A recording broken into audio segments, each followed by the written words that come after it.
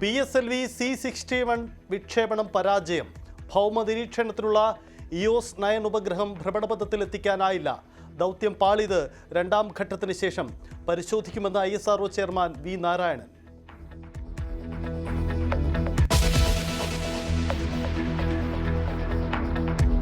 Thiruvananthapuram medical college ഹോസ്റ്റലിൽ ഭക്ഷ്യവിഷബാധ. 82 medical വിദ്യാർത്ഥിനികൾ ചികിത്സയിൽ.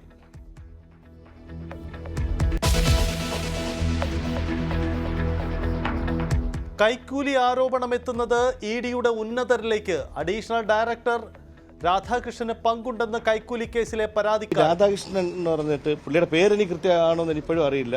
മലയാളിയായിരുന്നു. ഇങ്ങനെ സംഭവിച്ചു പോയതാണ്. 8 വർഷം മുമ്പ് ഇതുപോലെ എൻ്റെ കമ്പനി ഇവരായി പോയതാണ്.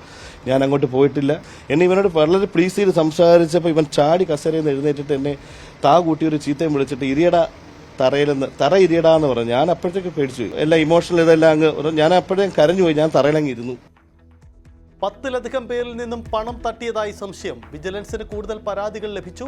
ഒന്നാം പ്രതി ED അസിസ്റ്റന്റ് ഡയറക്ടർ ശേഖർ കുമാറിനെതിരെ വകുപ്പ് തല അന്വേഷണം.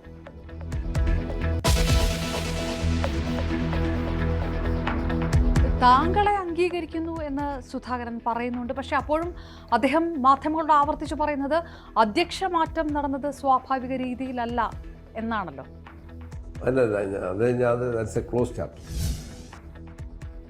വിവാദങ്ങളിൽ മറുപടിയുമായി KPCC അധ്യക്ഷൻ സണ്ണി ജോസഫ്.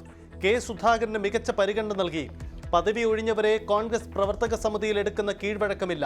താൻ സഭയുടെ നോമിനി അല്ലെന്നും സണ്ണി ജോസഫ് Q18 അഭിമുഖത്തിൽ.